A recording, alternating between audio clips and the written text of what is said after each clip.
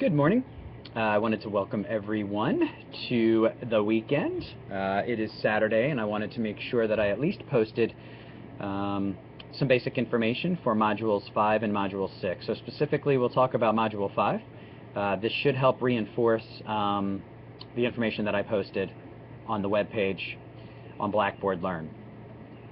So in any event, the idea is to make sure that you read a taxonomy of significant learning for Module 5. This is Chapter 2 in Fink's book.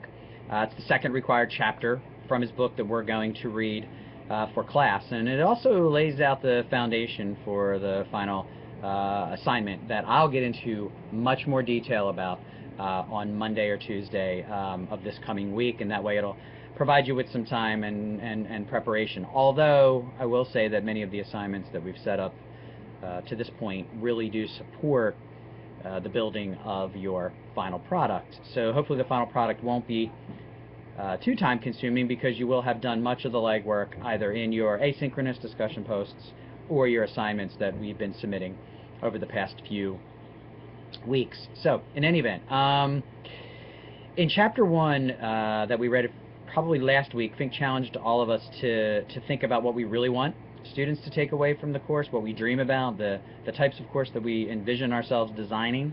And so with that in mind, in Chapter 2 he starts talking about, okay, well, now that you have this impetus to want to provide really cool experiences, significant learning experiences as he terms so often, how do we do that? So this new taxonomy of significant learning that he talks about is discussed in great detail in Chapter 2. So for this chapter, I think the most important thing to do is make sure that you do your reading.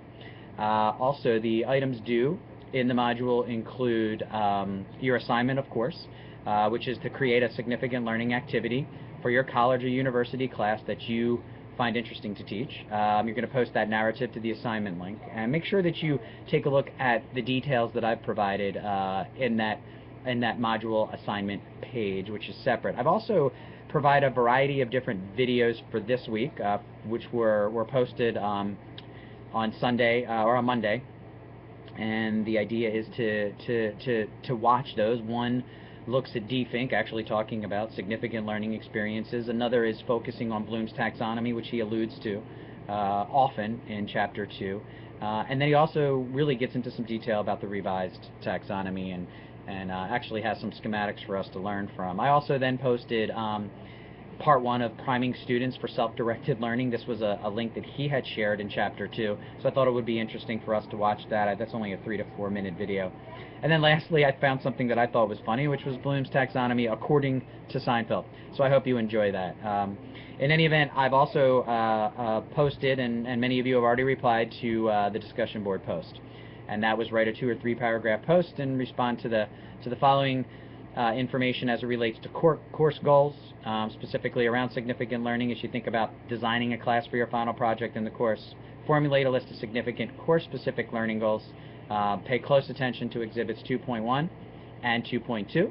And then provide at least one reference to an author of interest from the chapter. So I'd like to see the evidence then that you researched at least one other author and from Chapter 2, and then that spoke specifically to your interest in providing significant learning experiences for your students. So post that response and make sure that you're able to review and post to another.